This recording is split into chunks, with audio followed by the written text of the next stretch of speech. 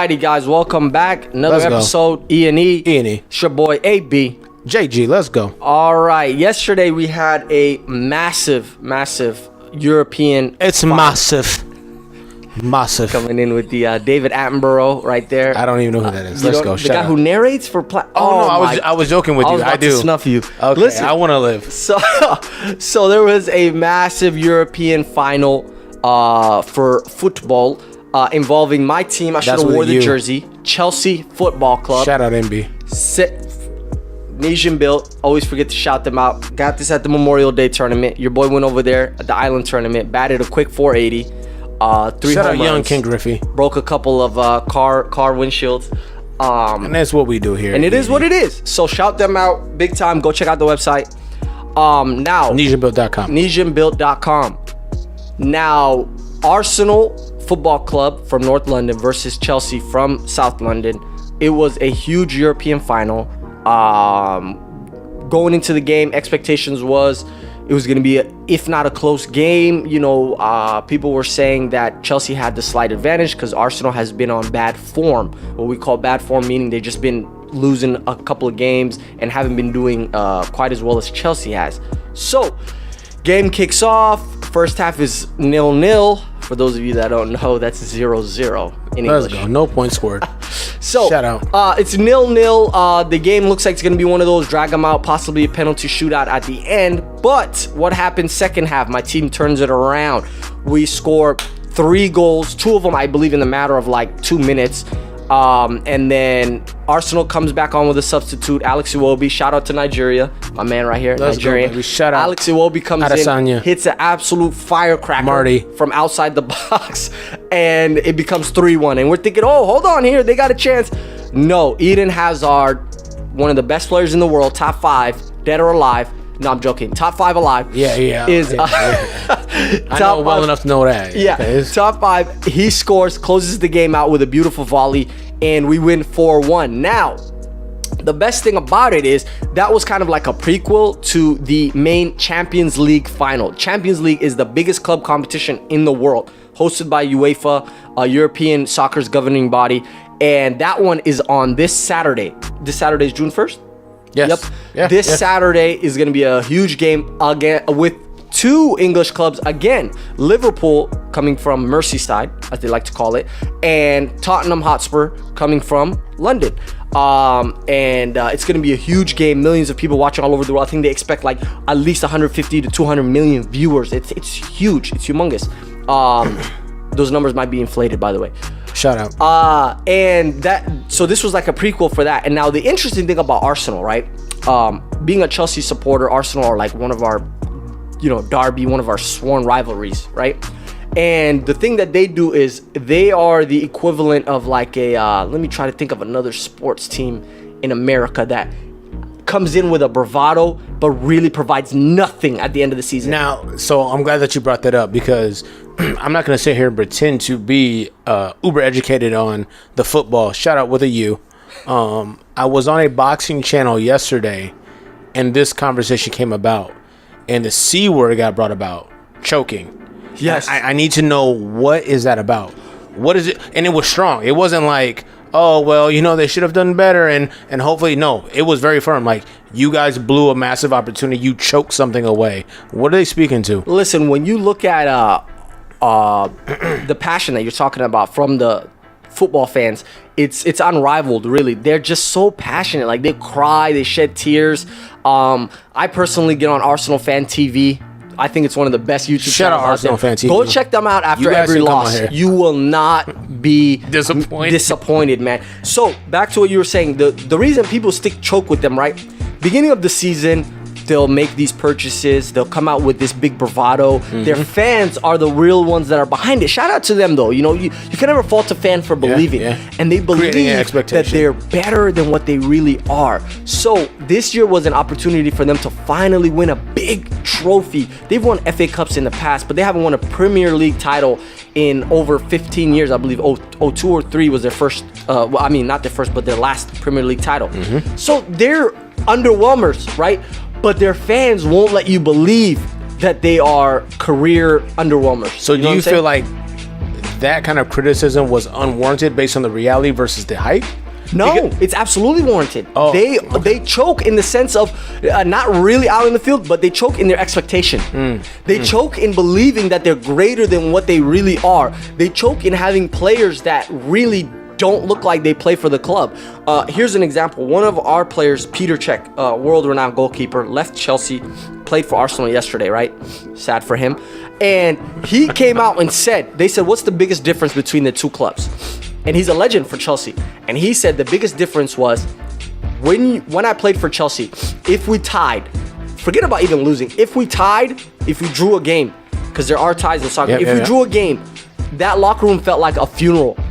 Like people were just upset. Cats were like, "Don't talk to me." How it was you. There was accountability. So somebody would step up. The passion for perfection and winning and success was far above, I guess I should say, mediocrity and just showing up and being there and being excited to have competed in a certain. Which isn't exclusive to us. That's exclusive to all championship material teams. They don't look at these little wins. But based on what you're saying, that's kind of not true, and you have to kind of salute them for that expectation. Some teams, because of a lack of success in their past, are excited to be there. Exactly. And other teams can get to, you talk about UEFA League Championships, you talk about NBA Conference Finals, you talk about NFC, football playoffs, and go, well, we did a great job. We're versus a team like, let's use an obvious example, the New England Patriots, where if they lose in the AFC final, the championship game to get to the Super Bowl, no one's excited. No one's saying failure. No one is saying, well, at least we made it. The Golden State Warriors, they get bounced in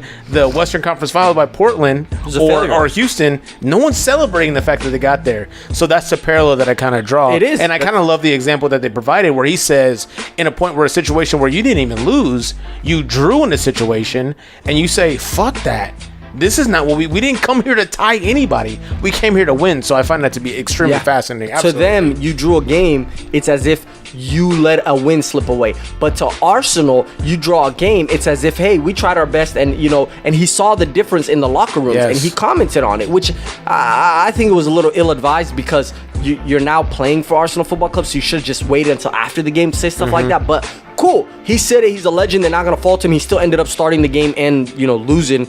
But I took that away from it, and I said, wow, that is a huge difference. He's right. You need to have championship mentality first before the hardware can come in, and that is what you probably saw in the boxing, the forums that you were looking at, and that's why this came up. Is the second part is that their fans they overreact with a loss. Other teams' fans are very stubborn. Right, they'll lose, and you and me will.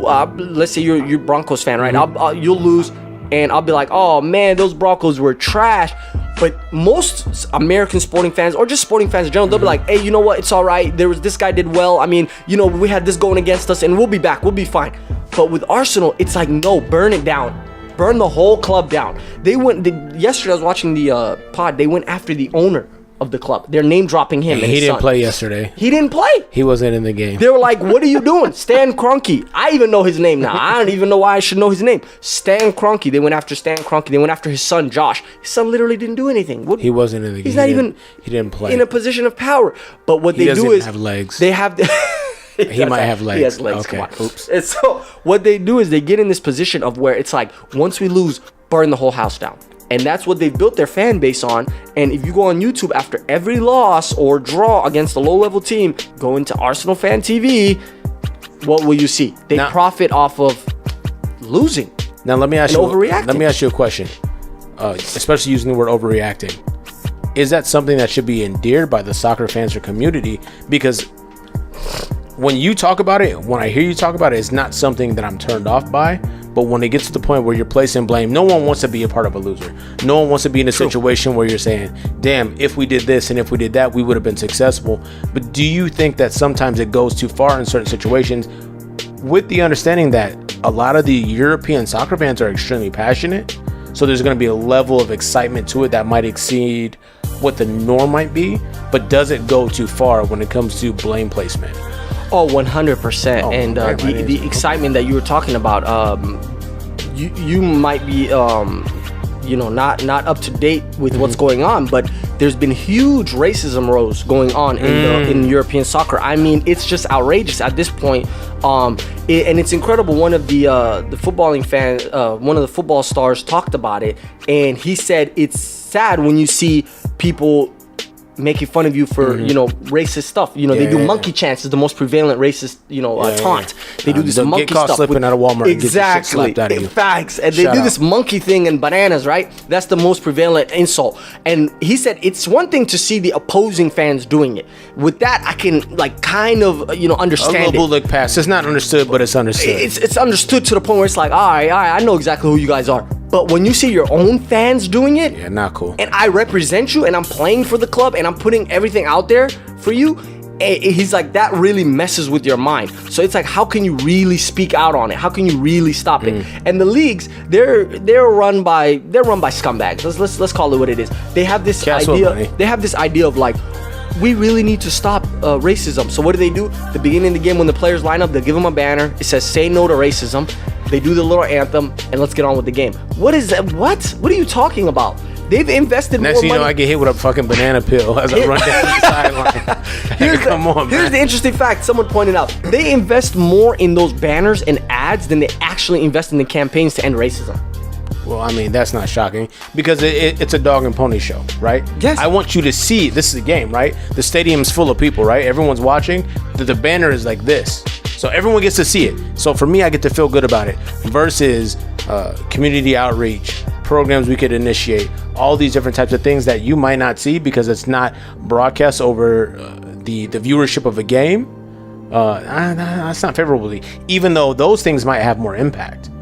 They might be more meaningful. They might be more weighty. No, we're not going to go that route. But it's catching up to them. People are starting to hold them more accountable. A lot more Black, African American, and just other players in general are starting to speak out and actually question, hey, wait a minute, what are you guys doing? You guys keep putting the onus on the players. So one of the incidents that happened in Juventus, in Italian soccer, one of the younger African American kids, Moise Kean, striker, he's a great up-and-coming talent, right? He represents the Italian national team. I don't know if that was a great choice on his part. Dreadlocked up, he's solid. He's shout out J. Cole. I don't know what part of Africa his family originally was from, but he's an Italian citizen now, right? Represents Italy. He scores a goal against Cagliari, I believe. Deep. Italy's full of racists. I mean, that's just not even a generalization. There's a lot of racists. There's a lot of fascists, neo-Nazis going on down there, right? And so he scores a goal, and the whole day he's getting hounded. Monkey chants, and woo-hoo-hoo, and they're throwing bananas and all this other stuff. He scores a goal. What does he do? He literally walks to where the away teams are at, and he does this celebration like, Let's go. What? And so people pull him out, his teammates pull him out, whatever. His own teammate, racist, hold on. Leonardo Bonucci. Racist. Come on. Bonucci should be baloney. He is baloney. And he comes out and he says, I feel like there was issues from both sides. Our players shouldn't have antagonized them, and obviously they shouldn't have said what they said. Well, that's what you do when you don't want to acknowledge racism. You gotta create blame on both sides when really fucked up is fucked up. Ain't no way, and there's no getting around that. And people ain't no getting around that. The whole soccer world came out after his neck. Players from England, players for Bonucci? Yes. And what did he do? He came out and issued an apology. The infamous, "Oh, my words were mistook. That's not what I meant." Now listen, I'm not on board for the apology, but I have to be a fan for the support. And I have to be a fan for the fact that he at least had to go out there and pretend a little bit. He had to. I can't be mad at there was former players like, dude, if I was in your locker room, I would have snuffed you. I would have knocked you out clean. And then when he seen all the reaction, and I went on his Instagram, right? All of his pictures, he got his family pictures up there. Cats are writing racist, clown, you racist. In his family pictures. I mean, hey. You can't do whatever you want to do. You can't do whatever you want to do. That's your teammate. Support your teammate. At the end of the day, that just shows you how internalized this passion you speak of is. And it's a double-edged sword. You're very passionate for the game, but that passion translates to these guys think it goes beyond the pitch. It goes beyond the pitch. And that's what it is. So it was cool. You thought it was a locker room. You thought it was a field. And it's not, man. It's not. It's bigger than sports. It's bigger than entertainment. And you have to be more conscious aware. Or we just recognize you as a racist because I'm not for the excuses. No. And that's another conversation for another day. But I'm not for the excuses. We're going to wrap this one up. Hey, shout out. Had a lot of fun with this conversation. My man held it down. For the soccer heads, we got y'all, man. What are you? Like I said, we cover on all bases. It's well-rounded around here. E&E, football, basketball, soccer, baseball, Arsenal fans, MMA, come holler at us, man. Boxing, We treat y'all nice around here. badminton, hopscotch, jump rope. We got all you guys. If you guys enjoy the comment, please peep the other videos on the channel. Like, subscribe, smash the bell icon, finesse that for notifications, and we coming back with more heat. You guys keep coming back. We out.